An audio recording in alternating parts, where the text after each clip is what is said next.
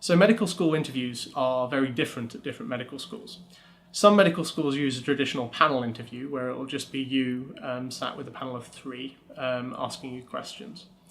That's a very different situation to what's called the multiple mini interview, or the MMI, where you do short stations. So it might be a group discussion, the next one might be discussion of an ethical scenario, and finally a discussion of your personal statement. Make sure you're certain in your own mind why you want to be a doctor.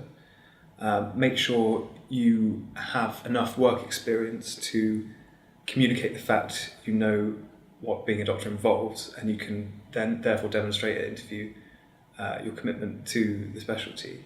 One of the most important things that they want to know is why you're here and why you want to do medicine, and sometimes why this course particularly.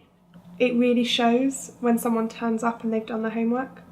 So, for example, you need to read the prospectus, you need to read the curriculum. Identify whether they're PBL or traditional course. Because if they are PBL, they will definitely ask you why you chose a PBL course, or they may actually simulate a PBL scenario and then ask you what the good and bad points were in that scenario.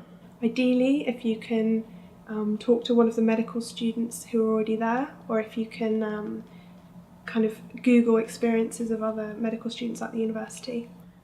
On top of that, I'd say read up on medical issues if you can. BBC Health is a good place to go. The Student BMJ is a good place to go as well.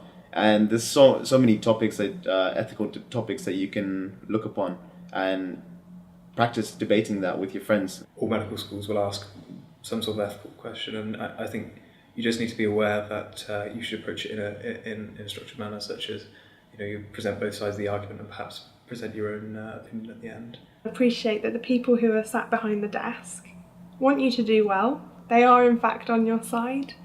So it's really important to take a deep breath, listen to the questions that they're asking you, and try and think about what they want to hear. The other thing they're looking for is an ability to communicate and empathise with who you're talking to. And I think that's where a lot of applicants fall down. You can distinguish a good candidate from a bad candidate by seeing how well they communicate with others. So my advice to anybody applying or who has an interview is practice, practice, practice. Practice with your family, practice on your own in front of a mirror, plan the questions that you think you're going to be asked and some answers. If you have an idea of what you're going to be saying, then when you're really nervous and stressing out, you have something to fall back on and you can still deliver a good performance.